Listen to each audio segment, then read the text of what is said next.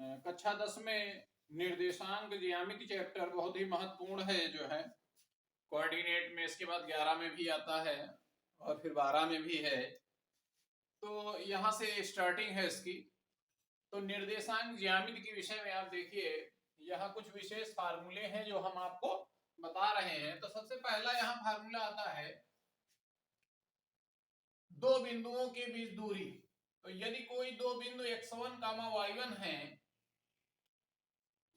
दूसरा x2, y2 दूसरा बिंदु है, के बीच दूरी, बीच की दूरी d बराबर under root x1 minus x2 का whole square plus y1 minus y2 का होल स्क्वायर। यहाँ कोई ऐसा बांड नहीं है कि x1 माइनस x2 ही लिखा जाए, आप चाहें तो x2 माइनस x1 भी लिख सकते हैं और y2 माइनस y1 भी लिख सकते हैं। तो ये सबसे पहला फार्मूला है जब दो बिंदु दिए हुए हों, एक बिंदु दिया है दूसरा दिया, उन दोनों के बीच डिस्टेंस आपकी दूरी पूछी जा रही हो, तो आप इस फार्मूले से निकाल सकते हैं। उसके बाद दूसरा यहाँ फार्मूला आएगा आपका, दूरी के बाद जो फार्मूला आएगा तो अंतः विभाजन के फार्मूले आएंगे। अंतः विभाजन, तो अंतः विभाजन में क्या है कि मान लो एक बिंदु आपका x1 और y1 है और उसी रेखा पे दूसरे सिरे पे कोई दूसरा बिंदु x2 और y2 है।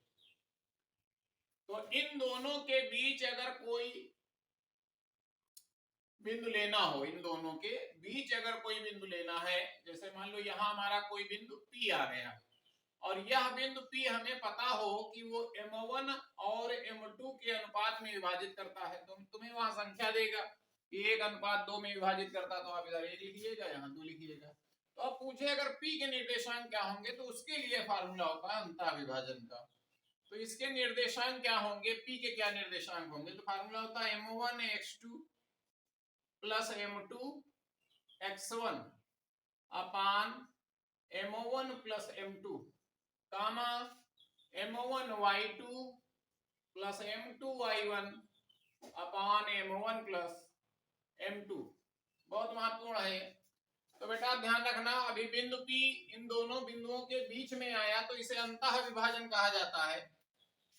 तीसरा आएगा बाह्य विभाजन के लिए क्या होगा, तो बाह्य विभाजन के लिए भी आप पढ़ेंगे तीसरे में। तो यहाँ बाह्य विभाजन देख लीजिए,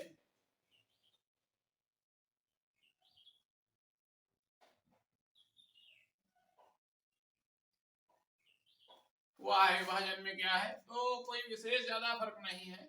उसमें क्या होता है, यदि कोई बिंदु A जिसके निर्देशांक x1, y1 और दूसरे के x2 और y2 है, उसी प्रकार जैसे ऊपर थे, अब ये B बिंदु है, तो बाह्य विभाजन में क्या होता है, वो जो बिंदु P आता है वो आपका बाहर आता है उसी रेखा की सीध में। तो यहाँ P होगा तो इसके निर्देशांक क्या होंगे, तो इसके लिए हमारा जो M1 और M2 होता है, तो पहली स्थिति में M1 आपका यहाँ से यहाँ तक है, ठीक है, और M2 आपका यहाँ से यहाँ तक है, ठीक है। इसका फार्मूला होता है हमारा M1 x2 माइनस आता केवल उसी में, जो ऊपर का है वही पूरा उतार देते हैं, लेकिन माइनस लगा देते हैं M1 माइनस M2 कामा M1 y2 minus M2 y1 अपान M1 माइनस M2। तो ये बेटा बाह्य विभाजन के लिए आपने पढ़ लिया। उसके बाद आता है, अब यदि इसी में आपको मध्य बिंदु निकालना हो, तो मध्य बिंदु कहाँ आएगा, बिल्कुल मध्य बिंदु यानी अंतः विभाजन में होगा, मध्य बिंदु बीचों बीच है, अर्थात 1:1 का अनुपात हो, उसे कहते हैं मध्य बिंदु। तो मध्य बिंदु के निर्देशांक का फार्मूला देख लीजिए, चौथा आपका है मध्य बिंदु के निर्देशांक, मध्य बिंदु के निर्देशांक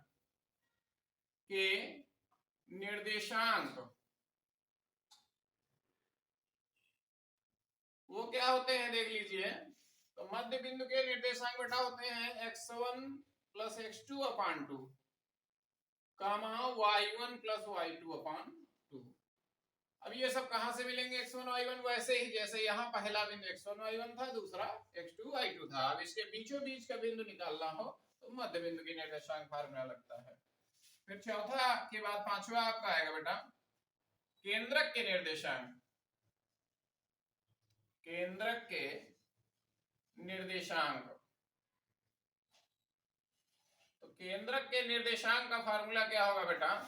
ये याद रखिएगा, बहुत महत्वपूर्ण है। x1 plus x2 plus x3/3 त्रिभुज में होता केंद्रक अपॉन 3 कामा बेटा y1 plus y2 plus y3/3। ठीक है, ये केंद्रक के फार्मूले हो गए। अब इसके बाद फिर वो क्षेत्रफल के फार्मूले पूछता है ना। अब जैसे कोई त्रिभुज बना दिया, उसने त्रिभुज दे दिया, उसके निर्देशांक बता दिए है ना, x1 y1 है और दूसरे x2 y2 है, तीसरा x3 y3 है। तो इससे हमें बेनिफिट ये होगा कि हम इन बिंदुओं की सहायता से इस त्रिभुज का क्षेत्रफल ज्ञात कर सकते हैं। इससे पहले हमने जो पढ़ा है, हमें भुजाएं पता रहती थी तो हम त्रिभुज के क्षेत्रफल ज्ञात करते थे। यहाँ क्या है, यदि आपको तीनों शीर्षों के निर्देशांक पता हैं तो आप त्रिभुज का क्षेत्रफल निकाल सकते हो। तो त्रिभुज का क्षेत्रफल निकालने के लिए क्या करेंगे आप? 23, 31, 12 लगाएंगे। क्या होगा? छठा है ये त्रिभुज बना दिया का क्षेत्रफल इज इक्वल टू हाफ। बेटा हाफ के बाद बेटा आएगा x1 ब्रैकेट में y2 minus y3 plus x2 y3 minus y1 plus x3 y1 minus y2। तो इसे याद करने का तरीका क्या है? ये त्रिभुज का क्षेत्रफल पूछेगा तो याद करने का तरीका क्या है? 23, 31, 12। कैसे? 23 देखो 2 पर 3 23 है। ब्रैकेट में जो आते हैं वो y वाले ही केवल आते हैं, x कहाँ आते हैं? ब्रैकेटों के बाहर आते हैं। पहले वाले ब्रैकेट के बाहर x1 आता है, दूसरे क्रम में x2 आता है, तीसरा x3 आता है। ठीक है, तो पहले वाले ब्रैकेट में क्या है? 23। देखो 2 पर 3 23, तो आप ध्यान रखेंगे 23 फिर 31 यानी 3 और 1 यानी y3 माइनस y1 फिर 12 यानी y1 माइनस y2। तो आप ध्यान का रखेंगे, ध्यान रखना होगा आपको कि 23, 31, 12 ब्रैकेटों में रखने हैं, प्लस बीच में लगेंगे ही ये वाले, और x1, x2 और x3 लगा देने हैं, और 1/2 हाफ जरूर आएगा है ना। ये त्रिभुज के क्षेत्रफल का फार्मूला है। अगर बेटा इसी में कहे संरेख हैं तो संरेख की जो कंडीशन होती है बेटा, संरेख की कंडीशन है हमारी, संरेख के लिए जो है डेल्टा, जो त्रिभुज का क्षेत्रफल डेल्टा होता है वो क्या ले लेते हैं? 0 ले लेते हैं। और या फिर अगर कोई कहते हैं कि बिंदु इतने इतने संरेख है, सिद्ध कीजिए, तो क्या करेंगे हम? त्रिभुज का क्षेत्रफल जो होगा वो 0 निकाल दिखा देंगे, तो अतः हमारे बिंदु संरेख हो जाएंगे। यहां तक हो चुका है। फिर उसके बाद अब क्या बचता है आपका? अभी बचा हुआ है चतुर्भुज का क्षेत्रफल। तो चतुर्भुज के क्षेत्रफल का फार्मूला देख लो कैसे बनाया जाता है, 8वां, क्योंकि वो याद नहीं रख पाओगे आप, उसके लिए हम आपको बता रहे हैं। तो यहाँ चतुर्भुज बना दिया का क्षेत्रफल बराबर चतुर्भुज का क्षेत्रफल बराबर। तो इसके लिए क्या करेंगे? देखो चतुर्भुज के क्षेत्रफल के लिए हम लोग क्या करेंगे, या ध्यान दीजिएगा, इसे माड बने अंदर लिख लियो x1। चतुर्भुज में कितने शीर्ष होंगे? 4। x1 y1 x2 y2 x3 y3 x4 y4 x4 y4। अब इसे कैसे देखो लिखा जाएगा? तो त्रिभुज के क्षेत्रफल में भी 1/2 आया था आपका, चतुर्भुज के भी क्षेत्रफल में 1/2 आएगा, लेकिन अब यहाँ लिखोगे कैसे चतुर्भुज वाले में? तो ये ध्यान रखना। आप क्या ध्यान रखेंगे? इनको लिखना कैसे है? x1 x2 x3 यानी x1 y1 x2 y2 चार होते हैं, चारों लिख डालने। अब आपको क्रम से गुणा कराना है, x1 का y2 से गुणा कराना है। तो ब्रैकेट में हमारा क्या आ गया? x1 y2 छोटे ब्रैकेट के अंदर, फिर x2 से y1 में गुणा करा दीजिए। जब x2 से y1 में गुणा कराओ तो क्या आएगा? माइनस का x2 y1, ब्रैकेट बंद कर दो, प्लस लगाओ। अब दूसरे वाले क्रम से चालू करो, x2 का y3 से कराओ, तो क्या आएगा? x2 y3, फिर x3 का किससे उल्टा, फिर नीचे से ऊपर, और जब नीचे से ऊपर कराते हो तो एक माइनस आपको खुद लेना है, क्या, x3 y2, ठीक है, प्लस अब x3 से y4 में कराओ तो क्या हो जाएगा, x3 y4 minus x3 y4, अब x4 से y3 में कराओ, है ना, तो x4 से कराओगे तो x4 y3, ठीक है। अभी पूरा नहीं हुआ क्योंकि तीन ही मेथड है, चार लाने, तो आप क्या करोगे, लास्ट में एक बार फिर से आप x1 और y1 लिख लो, एक बार ऊपर भी x1 y1 लिखो, लास्ट में भी लिख लो। अब x4 का y1 से कराइए उसी क्रम में, तो आगे यहाँ इस ब्रैकेट के बाद क्या आएगा आपका, प्लस आएगा बेटा, तो ब्रैकेट में आएगा प्लस, क्या हो जाएगा हमारा x4 y1 माइनस लगाएंगे, अब x1 किससे होगा, y4 से, x1 y4 ब्रैकेट बंद कर दो। अब ये बन गया फार्मूला, अब इसका स्क्रीनशॉट ले लो आप, इसके बाद सबके एग्जांपल बताते हैं एक एक।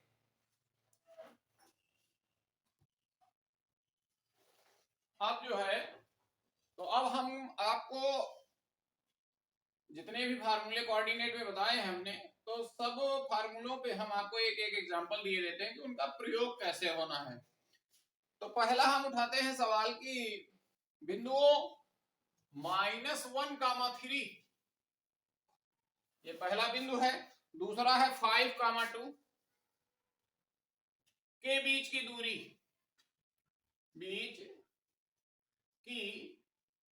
दूरी, ये क्वेश्चन है हमारा पहले फार्मूले पे आधारित। जो फार्मूला बताया आपको, दो बिंदुओं के बीच दूरी का under root x1 minus x2 का whole square plus y1 minus y2 का होल स्क्वायर, तो उसी से लगना है। तो देखिए कैसे लगेगा, पहला हमने क्या कहा था, x1 होगा, दूसरा क्या होगा, y1 होगा, फिर x2 और y2। फार्मूला हमारा क्या था, d बराबर अंडर रूट बेटा x1 माइनस x2 का होल स्क्वायर, जो कि आपको याद हो गया होगा, प्लस y1 माइनस y2 का होल स्क्वायर। क्या करेंगे बेटा, अंडर रूट x1 मान कितना हमारा -1 रख दिया, x2 मान पहले माइनस लगा हुआ लगाइए, x2 मान हमारा 5 है, 5 रख लिया, होल स्क्वायर प्लस y1 मान हमारा कितना बेटा 3 है, और y2 मान हमारा कितना है 2 है, तो बीच में माइनस लगा लगाइए, तो बेटा क्या हो जाएगा, अंडर रूट -1 -5 कितने हो जाएंगे आपके, -6 का होल वर्ग प्लस 3 - 2 यानी 1 का होल वर्ग। तो बेटा 6 का होल वर्ग कितना होता है 36, 1 का क्या होता है 1, तो कुल मिला के ये जुड़ के कितने हो गए 37, क्या हो गया 37। मात्रक लिखना जरूरी है दूरी का, तो ये आपकी √37 हो गई। अब इसके बाद अब हम आपको दूसरा एग्जांपल बताते हैं, जैसे अच्छा इसमें कुछ और आते हैं जिनमें दूरी का फार्मूला नहीं लिखता फिर भी दूरी पूछता है। जैसे एक सवाल है बिंदु -3, 5 की y अक्ष से दूरी, क्या कहता है, बिंदु, क्वेश्चन देख लीजिए बहुत महत्वपूर्ण है, विकल्प में पूछा जाता है। तो बिंदु -3, 5 की y अक्ष से दूरी, किससे, y अक्ष से, y अक्ष से दूरी बेटा, y अक्ष से दूरी के लिए कैसे हल करोगे आप, सॉल्व करो इसको। तो आप समझ लीजिए, जब कभी ऐसा हो एक बिंदु दिया हो और पूछे कि y अक्ष से दूरी क्या होगी, तो y अक्ष से जब दूरी निकालते हो तो आप x वाली बताते हो, कौन सी बताते हो, x वाली। जब आपसे पूछे y वाली तो आप कौन सी बता दोगे, -3 यानी x वाली। तो y अक्ष से जो दूरी बताओगे वो कितनी आएगी आपकी 3 इकाई आएगी, क्योंकि दूरी पूछ रहा है तो उसमें चिन्ह लगाने कोई आवश्यकता नहीं है ना, कोई विस्थापन तो है नहीं है। तो पहला हमारा उत्तर इसमें क्या आ जाएगा, y अक्ष से दूरी y अक्ष से दूरी बराबर क्या हो जाएगा बेटा 3, कितना 3, माइनस से हमारा कोई लेना देना नहीं, ठीक है, हमें तो केवल दूरी बतानी है, तो 3। अच्छा बेटा अगर इसमें पूछता है x अक्ष से दूरी, तो अगर x अक्ष से दूरी पूछता तो कौन सी बताते, y वाली बताते। फिर जब x अक्ष से पूछता तो y वाली बताते, फिर 5 होती, और जब y अक्ष से पूछी है तो x वाली बताएंगे। ध्यान रहेगा, एक नंबर विकल्प ही फंस गया बोर्ड परीक्षा में, आना ही आना, 100% सवाल आना ही आना, ठीक है। अब इसके बाद बेटा देख लो तो ये दूरी वाले फार्मूले बता दिया। इसमें जो आता है इस तरह का और भी सवाल है हमारे पास कि 3,4 y अच्छे से दूरी, तो 3,4 की y अच्छे से, y से कौन से बताओगे x, यानी 3 होगी आपकी, जैसे 3,4 में y अच्छे से दूरी 3 होगी, ठीक है। अच्छा और देखिए अब इसके तो दूरी वाले फार्मूले आपको समझ में आ गए। इसके बाद जो है इसमें जो है, अच्छा कभी कभी कहेगा कि बिंदु -6,8 की मूल बिंदु से दूरी, 6,8 की मूल बिंदु से दूरी, तो अगर ऐसा कोई क्वेश्चन आ जाए कि -6,8 की मूल बिंदु से दूरी, तो मूल बिंदु ध्यान रखिएगा, मूल बिंदु आपके 0,0 होते हैं, यानी कटान बिंदु ये 0,0, ठीक है, जहां x अक्ष और y अक्ष आके मिलता है उसी क्या कहते हैं, मूल बिंदु कहते हैं बेटा, मूल बिंदु। ये x अक्ष होता है जो दाहिनी और बाईं ओर चलता है, और ऊर्ध्वाधर और नीचे की ओर चलता है उसे y अक्ष कहा जाता है, ठीक है। ये x अक्ष है आपका, तो जहां दोनों मिलते हैं उसे मूल बिंदु कहा जाता है। तो जब ये कहे कि बिंदु -6,8 की मूल बिंदु से, तो मूल बिंदु आप लिख लो 0,0 होता है। अब इससे दूरी निकालनी है तो क्या करोगे, d बराबर, है ना, सॉल्व करो इसको, तो d बराबर सीधा फार्मूला हमारे पास √x1 - x2 whole square, x1 - x2 whole square plus y1 - y2 whole square. मान रख दीजिएगा, इसमें आंसर आ जाएगा आपको, है ना, अंडर रूट लगाइए, -6 - 0 का होल स्क्वायर प्लस दूसरे वाले में आप क्या आएगा, y1 मान हमारा 8 है, 8 - 0 का होल स्क्वायर, बेटा 6 का होल स्क्वायर 36 और 8 का 64, 100 रूट से बाहर लाओगे तो क्या आ जाएगा 10 मार्क तक, ठीक है, कर ले जाओगे आप, दूरी सवाल गलत नहीं करोगे, 1 नंबर वाला। अब देखिएगा, अब आपको आगे अंतः विभाजन और वाय विभाजन सवाल बताते कैसे प्रयोग होगा, अंतः विभाजन का फार्मूला और वाय विभाजन का फार्मूला। तो अंतः और वाय विभाजन को देख लीजिए कैसे होगा ये,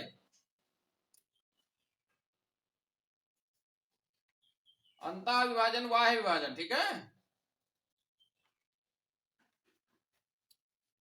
हाँ तो सवाल है कि 7, -6 और 3, 4 को मिलाने वाला रेखाखंड आंतरिक रूप से 1, 2 के अनुपात में विभाजित करता है। आप चाहे तो सवाल नोट कर ले, क्या है सवाल, बिंदु 7, -6, कितना क्वेश्चन है, 7, -6, बिंदुओं 7, -6, और कहता है 3, 4 को मिलाने वाला, 3, 4 को मिलाने वाला रेखाखंड, मिलाने वाला रेखाखंड, खंड आंतरिक, आंतरिक मतलब अंतः विभाजित करता है 1:2 के अनुपात में। तो यहां लिखता है वो कि आंतरिक 1:2 के अनुपात में विभाजित करता है,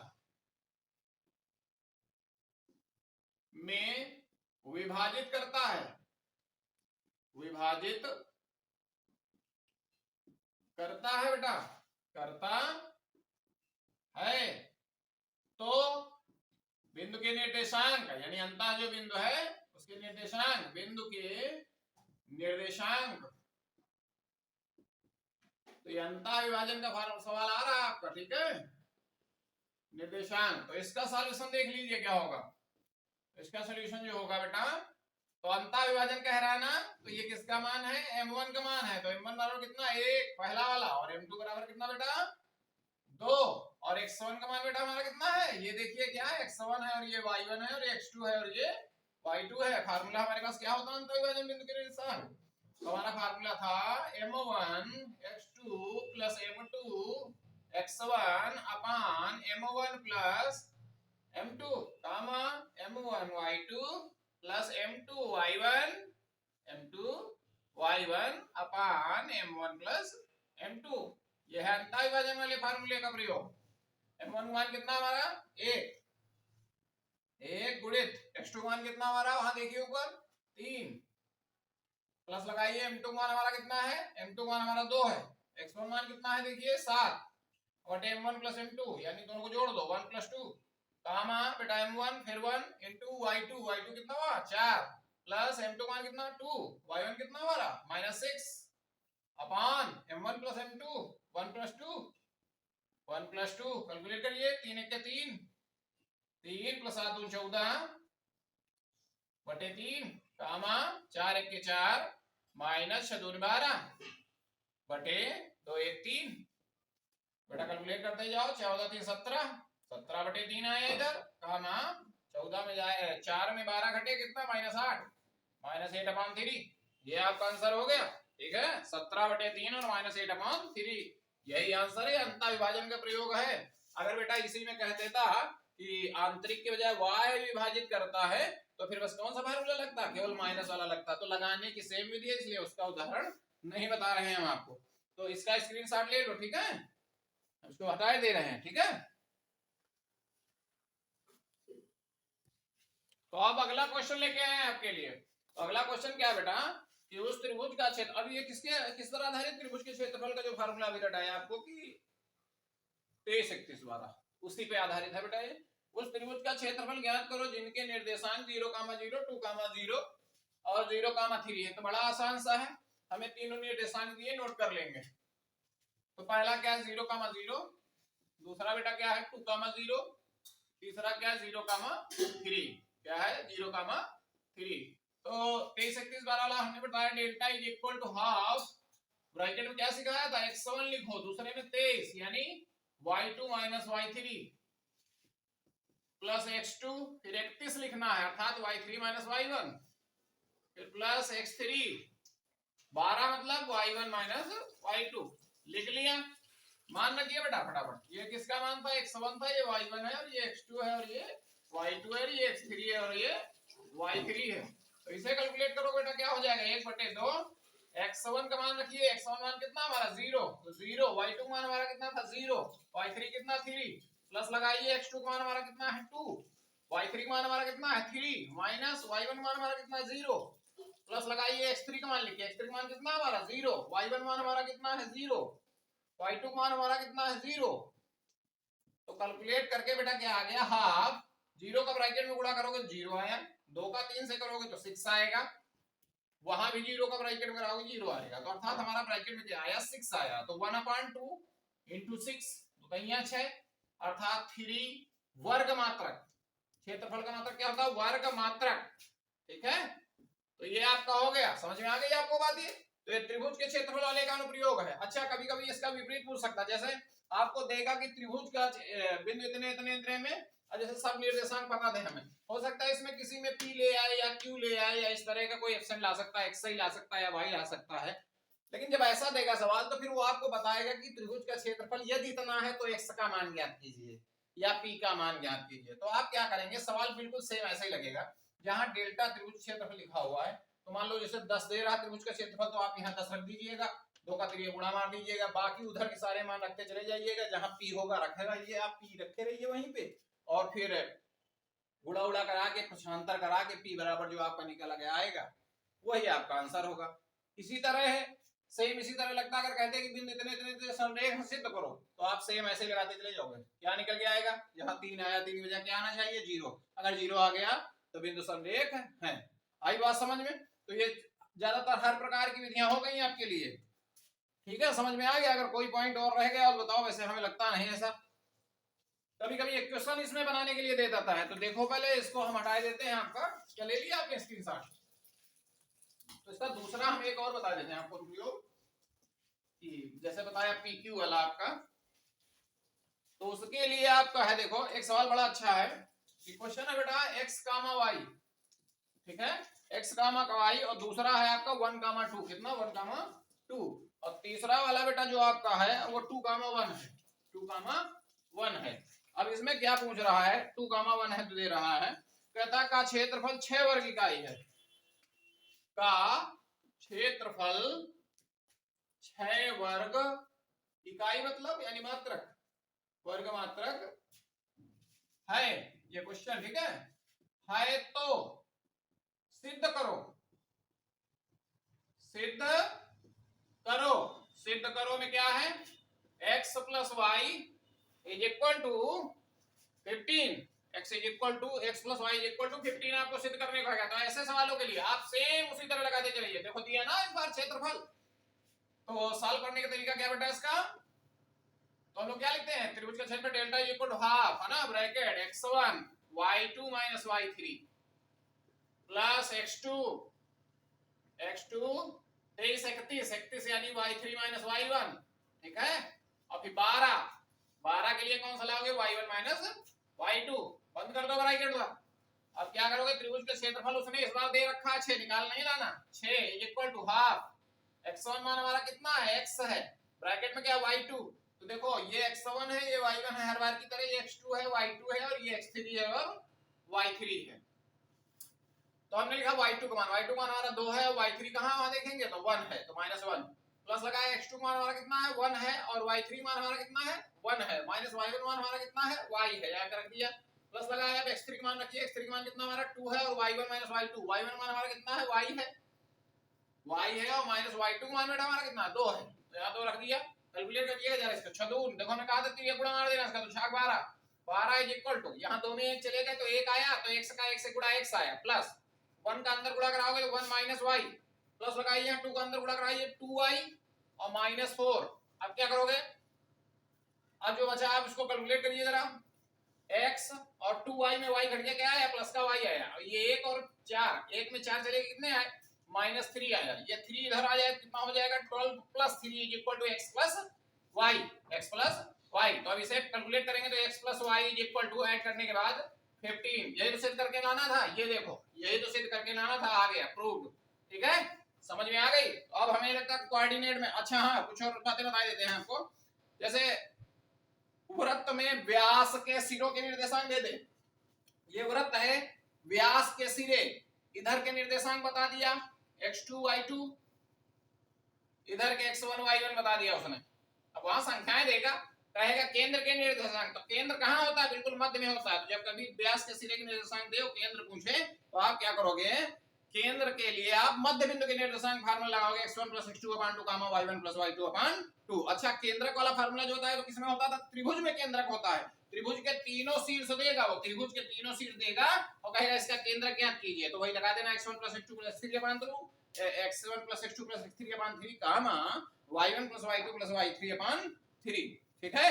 और संरेख हमने बताया कि अगर किसी सवाल में कहे संरेख सिद्ध कीजिए कि संरेख है, तो आप क्या करोगे, लगाते चले जाओगे, 0 अगर आ गया त्रिभुज क्षेत्र तो संरेख, अगर देख संरेख है तो सिद्ध करो इसी तरह x + y = 15। तो आप जैसे हमने 6 लिया, इसमें 6 दिया था, तो आप उसमें संरेख वाले में क्या लोगे, 0 लोगे, 2 का 0 से गुणा करा दोगे, कैलकुलेट करते चले जाओगे, अपने आप समीकरण बन के चली जाएगी। कभी कभी समीकरण बन के आती है, कभी कभी केवल एक ऑप्शन करता है, यहाँ 2 थे x y दोनों ऑप्शन थे तो 2 के में समीकरण बन के आई, अगर एक ऑप्शन होता तो y बराबर आ जाता, या x बराबर या p बराबर जो देता, ठीक है। हमें नहीं लगता कोऑर्डिनेट में आपके लिए कुछ बचा है, तो एक कैलकुलेट कर लीजिएगा, बड़े आराम से पढ़िएगा। अब अगला चैप्टर जो आने वाला है, इसके बाद आपका 7वें के बाद आपका आएगा 12वां, बताएंगे त्रिज्यखंड का क्षेत्रफल। तैयार रहिएगा, जल्दी से वीडियो को लाइक कीजिएगा, सब्सक्राइब कीजिएगा, ठीक है। और आप देखा करो, अगर व्यूज ज्यादा नहीं दोगे आप तो फिर प्रोत्साहन नहीं मिलता है हमें वीडियो बनाने के लिए। और बोर्ड परीक्षा के लिए 2023 की जो बोर्ड एग्जाम आ रहा है तो बहुत महत्वपूर्ण है इसके लिए हमारा ये वीडियो, आप देखिए और तैयारी कीजिए। ईश्वर से कामना है कि आपका जो एग्जाम हो बहुत अच्छे से